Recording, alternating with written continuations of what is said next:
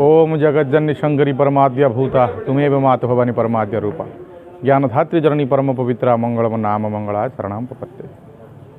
मो ना तपस कुमार दीक्षित मंगला मंदिर पूजक सेवक निजोग एडभाइजर आम देवती काकटे जहाँ ना काकटपुर काकटेश्वरी काकटे पाक आसे दर्शन कर बेढ़ा से जीव चंदन बेश मुख चंदन बेश सर्वांग चंदन बेश। शुभ सकाळ सांग मैंने प्रसिद्ध देवी पीठ माँ मंगला पीठ काकटपुर को जाऊँगी सेठारे जाई पहुँची मु आपण को काकटपुर दृश्य किसी देखी चलतु जीवा। बर्तमान आम घर टू पखापाखि 40 किलोमीटर बाट आसी सारूँ आउ प्राय 10-12 किलोमीटर बाट अच्छी मंगला मंदिर यू आउ अधघंटार बाट अच्छी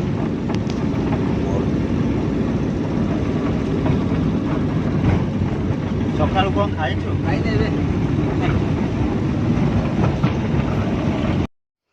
आमे वर्तमान मंगला मंदिर द्वार सम्मुखें पहुँची गलुँ। ये देखु बोर्ड लिखाई मंगला मंदिर टेम्पल काकटपुर। ये हूँ काकटपुर प्रसिद्ध मंगला पीठ। ये मंदिर बेढ़ारे फोटो उठा जाई पारिबनी से आमर ट्रस्ट तरफ बोर्ड लिखा जाइए मंदिर भीतर मोबाइल कि कौन सी कैमेरा प्रवेश करा जाइब नहीं।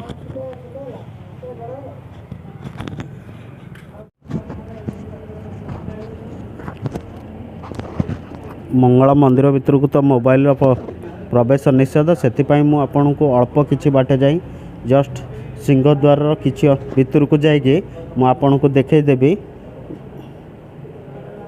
ये हूँ माँ सिंहद्वार देखु ये द्वारपाल रही द्वारपाल 2 जन।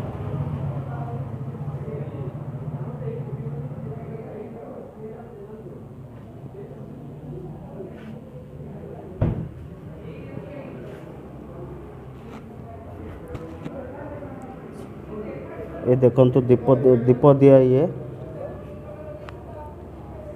हूँ कल्पवट वृक्ष जो मानसिकधारी मैंने शंका आउ सालुकनाटी बांधी मानसिक पूरण करे ये यज्ञ मंडप आउ तो भीतर को जाई हेब नहीं नचेत मु आपन को बहुत किसी बुलाई देखई थांती।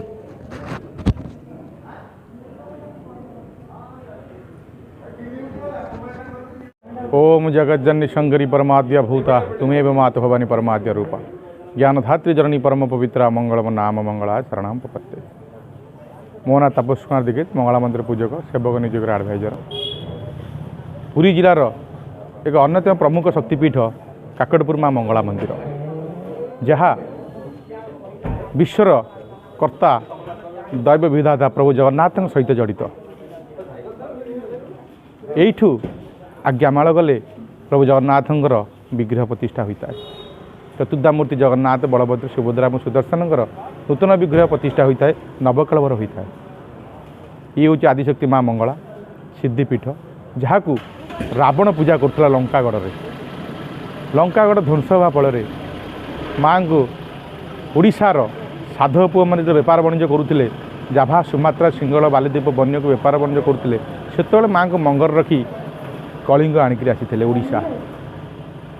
किसी एम दैव दुर्घटना होती जो थे कि प्राचीन नदी से आणला बेले नावटी डुबी जो डुबी सी हूँ चक्रगंड जार दुई पार्श्व 2टी मठ था देउली मठ और चकिया मठर चक्रगंड में नावटी बुड़ी जा। जगन्नाथ संस्कृति में माँ को स्वतंत्र नीतिकांति रही। पुरी राजा को स्वप्नादेश होगा फल माँ आविर्भाव होती हट देखी बट देखी जी माँ को आविर्भाव करते माँ यज्ञ करते जिते माँ को कौन प्रकार निर्देश मिलला ना तो से भयभीत हो यज्ञ कोटे धास देवा उत्सव करते।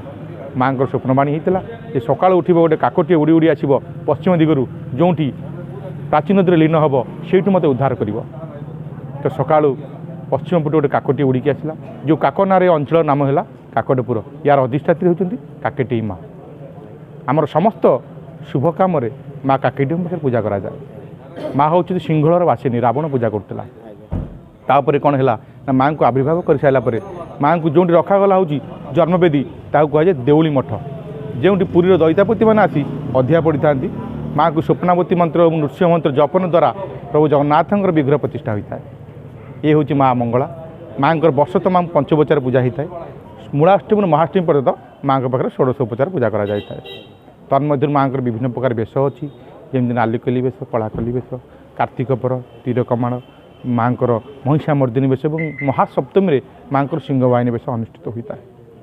जहाँ मातृभक्त मैंने निशा मंगलवार करी माँ को दर्शन अभिमुखे आसी था। माँ हूँ करुणामयी समस्त कार्यर खंडन माँ करी ग्रह खंडन करी माँ ना हूँ सर्वमंगला। माँ तन्मध्य मुख्य पर्व भी अनेक अच्छी 12 मास 13 पर्व ओडिशा रे कहा जाइछि। ओडिया रे माँ प्रमुख पर्व झामु यात्रा जहाँ दोल पूर्णिमा जीवार मंगलवार ठार आरंभ हो बैशाख मासर प्रथम मंगलवार समापन होता है। जो समापन होता है झामु यात्रा सुदूर शारला मंदिर झंकट शारला मंदिर किसी पाटुआ सेवायत राउल मैंने आसी था से माने माँ खंजा बिल खाऊन से माने माँ मंदिर मुख्य द्वार जोटा सिंहद्वार से सम्मुख भाग में माँ गर्त सृष्टि होता है। से अग्नि संजोग कर जाता है। माँ पाखे आज्ञा मान आनिला से झामुरे प्रवेश करता वर्ष तमाम माँ पाखे नीलाखेला चली रही है। ओडिशार विभिन्न शक्तिपीठ थिबा अवस्था माँ मंगला होती अन्यतम। जो भक्त मैंने माँ पाखे पूजा अर्चना कर मानसिक कर जाता मनस्कामना पूर्ण होता है। घाटे घाट मंगला बाटे बाट मंगला ये हईले आदिशक्ति काकटपुरवासिनी माँ मंगला। जय माँ मंगला। मंदिर पाखापाखि केते वर्ष पुराना देखु जिते नवकलर प्रथा आरंभ है 1915 ख्रीष्टाब्द से माँ पूजा पाते कनक मंडी राजा तैयारी कले बराई केशरी तापर कालक्रमे मंदिर जगमोहन नाटमंडप भोगमंडप विभिन्न समय विभिन्न राजा एवं जमींदार द्वारा ये मंदिर तैयारी करा जायछि। ठीक है। ये मंदिर बाहर दृश्य मंदिर बाहर पाखे थिबा दुकान मान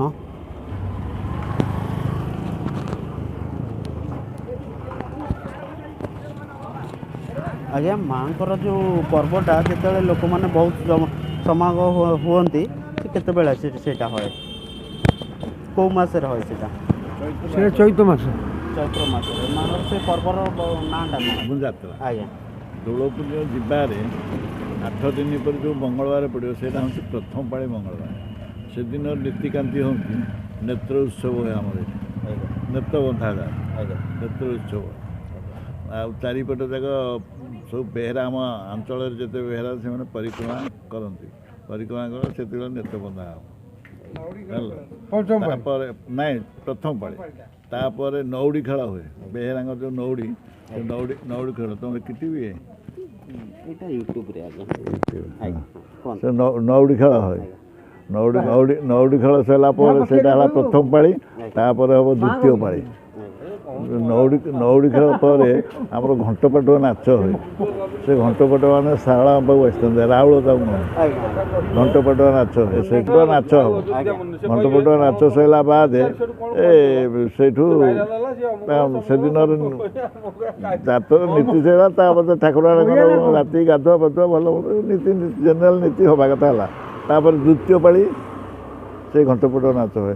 तृतीय पाड़ी घंटपाटुआ नाच राति गोटे कालिका नाच हम कालिका नाच हम केत ना ठाकुराणी बेशक बाट पड़ संध्या आरती सर संध्या आरती सरला बाद बेशक बाट पड़ो बेशक बाट पड़ सारा बाद से कालिका आसो कालिका प्रथम ठाकुराणी दर्शन कला बाद बेढ़ा परिक्रमा कर 3 घेरा बेढ़ा परिक्रमा कलापर आम ग्राम देवती काकटे जहाँ ना काकटपुर काकटेश्वरी काकटे पाक आस दर्शन कर बेढ़ा परिक्रमा कर से जीव एमती तृतीय पाड़ी गला चतुर्थ पाड़ी सा धाम लास्ट पाड़ी धाम यात्रा से यात्रा बहु लक्षाधिक रथ यात्रा भाया लोक होती लक्षाधिक ये सब उठा दुकानी बसिकी दुकान बेपार वाणिज्य करते ये तो धामर आमर ये से लगे ये पर्यंत रथ यात्रा पर्यंत धाम यात्रा चले।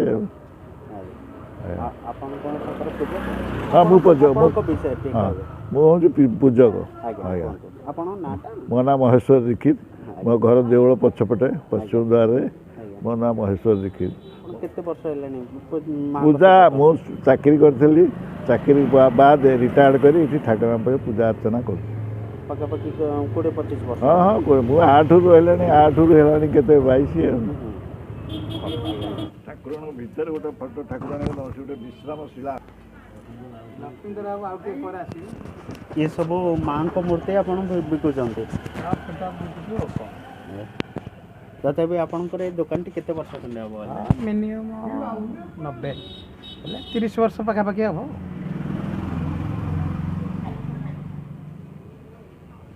ବେଶ ଫଟୋ ସବୁ ଲାଗିଛି ମାଙ୍କର, ଭଲ ଭଲ ବେଶ,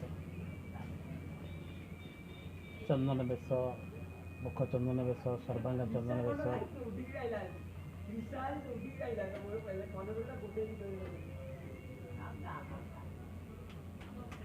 ଆଉ କେବେ ସମୟ ହେଲେ ଝାମୁ ଯାତ୍ରାରେ ଆସିଲେ ସାଙ୍ଗମାନେ ମୋତେ ଆଜି ବହୁତ ଦୁଃଖ ଲାଗିଲା, କାହିଁକି ନା ମୁଁ ଯାଇଥିଲି ମା ମଙ୍ଗଳାଙ୍କ ଦର୍ଶନ କରିବା ପାଇଁ, କିନ୍ତୁ ଗଲାବେଳୁ ବହୁତ ଡେରି ହେଇଗଲା, ଯାହାଫଳରେ ମନ୍ଦିରର ତ ପହଡ଼ ପଡ଼ି ଯାଇଥିଲା। ମୁଁ ଆଉ ମାଙ୍କ ଦର୍ଶନ କରିପାରିଲିନି। ତଥାପି ଯାହା ହେଉ ଆମର ପୂଜକ ତାପସ ନନା ସେ ମାଙ୍କ ବିଷୟରେ ବହୁତ ସୁନ୍ଦର ଭାବରେ ଆମମାନଙ୍କୁ ବୁଝାଇଲେ। ସେ ବହୁତ କିଛି କଥା କହିଲେ ଯେ ମା ମଙ୍ଗଳା ହେଉଛନ୍ତି ସିଂହଳା ଦେଶ, ସିଂହଳା ଦେଶ ବୋଇଲେ ଶ୍ରୀଲଙ୍କା ଦେଶର ସେ ମା ମଙ୍ଗଳାକୁ ରାବଣ ପୂଜା କରୁଥିଲେ। ସେ କେମିତି ଆସିଲେ, ସେ କିପରି ଏଠି ସ୍ଥାପନ ପାଇଲେ, ସେ ତାପସ ନନା ବହୁତ ସୁନ୍ଦର ଭାବରେ ବୁଝେଇଛନ୍ତି। ପ୍ରାୟ ଆଶା କରୁଛି ଆପଣମାନେ ବୁଝିଥିବେ। ସାଙ୍ଗମାନେ, ଯଦି ଆପଣ କେବେ କାକଟପୁର ମା ମଙ୍ଗଳାଙ୍କ ଦର୍ଶନ ନିମନ୍ତେ ଆସନ୍ତି, ତେବେ ଆମ ପୂଜକ ତାପସ କୁମାର ଦୀକ୍ଷିତଙ୍କ ସହ ସାକ୍ଷାତ କରନ୍ତୁ। ସେ ଆପଣଙ୍କୁ ଆହୁରି ଅନେକ କଥା ମା ମଙ୍ଗଳାଙ୍କ ବିଷୟରେ କହିବେ, ଆହୁରି ବି କିଛି ଜ୍ଞାନ ପାଇପାରିବେ।